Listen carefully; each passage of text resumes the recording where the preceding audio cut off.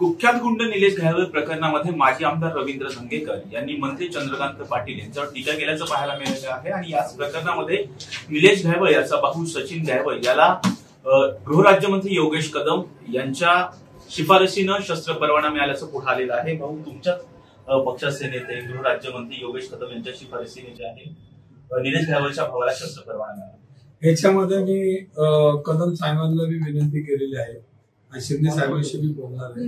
हा जर परवाना त्यांच्याकडे गेला असेल तर तत्काळ रद्द करावा अशी मी स्वतः मागणी केली, पत्रही मी आज देतोय। आणि याच्यामध्ये हे कदम साहेबांनी जी शिफारस दिली ह्याच्या मागे हे प्रकरण पहिल्यांदा पुणे कमिशनरकडे जातं। पुणे कमिशनरमध्ये 2 प्रतिष्ठित नागरिक व्यक्तीच्या सह्या लागतात। त्या सह्या 2 कोणाच्या द्या तुम्हाला आता शोधावं लागतील, तो एक पार्ट। आणि एक कदम साहेबांना पुणे शिफारस दिली, हा दुसरा पार्ट। आणि तिसरा पार्ट मंत्री। त्या 2 पार्ट मध्ये कोण होते ह्याची चौकशी तुम्ही केली पाहिजे, मी केली पाहिजे। आणि कदम साहेबांनी जर दिला असेल तर कुठल्या कॅटेगरी दिला ह्याची माहिती ते आता घेतील आणि हा शस्त्र परवाना चुकीचा असेल तर रद्द करतील।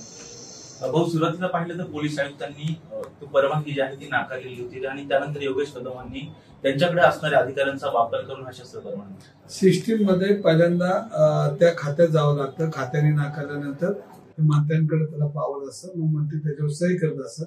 पण ही कोणाच्या शिफारसीनुसार किंवा कोणी सांगितल्यामुळे केली याची चौकशी तुम्हाला मला मी त्यांच्याशी बोलेन। आणि जर त्यांनी शिफारस दिली त्यांच्याकडे थोडी आपल्याला जावं लागेल, कारण सुरुवातीपासून जो देतो त्यांनी काय बाजू मांडली आणि त्याचं पत्र असतं शिफारस। हो, समीर पाटील प्रकरणामध्ये तुम्ही सातत्याने चंद्रकांत पाटील यांच्यावरती आरोप करताय की समीर पाटील म्हणतायत की रवींद्र धंगेकरांनी माझ्यावरती जे आरोप करतायत त्याचे पुरावे पुढे आणावे। आता एवढे फोटो दिलेत आणि एवढे फोटो तुमच्याकडे आहेत आणि निलेश घायवळ बरोबर त्याचे असलेले आर्थिक संबंध याचे मी पेपर दिलेले आहेत। हे आता पोलिसांनी हा तपास केला पाहिजे। हा नामचित गुंड आहे।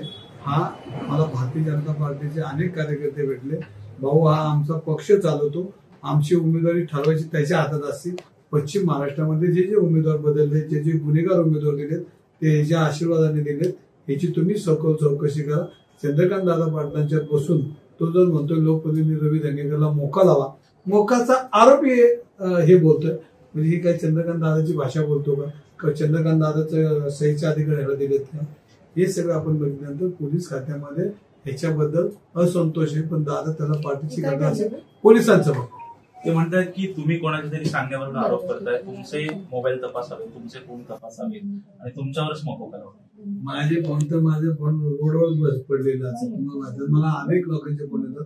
मी पुणेकरांचा कार्यकर्ता आहे, पुणेकरांच्या हितासाठी जी चुकीची लोक वागतात आणि जो पासपोर्ट हा कुणी दिला ह्याच्यावर समीर पाटील बोलले तर मला आनंद वाटतो, मी त्याचे सगळे आरोप मागे। हे होते माजी आमदार रवींद्र धंगेकर, जो गृहराज्यमंत्री योगेश कदम यांच्या शिफारसीने जो शस्त्र परवाना मिळालेला आहे त्या बाबतीमध्ये मी गृहराज्यमंत्री योगेश कदम यांना तो रद्द करावा यासाठी विनंती करणार आहे, असं माजी आमदार रवींद्र धंगेकर यांनी म्हटलेलं आहे। संकेत देशपांडेसह राजरत्न जोंधळे, टॉप न्यूज मराठी।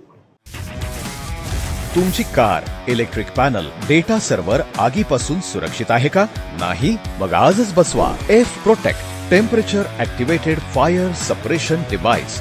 यामध्ये आहे eco friendly non toxic pressurised liquid, जे आग लागल्यास क्षणार्धात ऍक्टिव्हेट होऊन आगीवरती मिळवते नियंत्रण। बसवण्यास अतिशय सोपे आणि सुटसुटीत टेकालिपचे एक दर्जेदार उत्पादन एफ प्रोटेक्ट।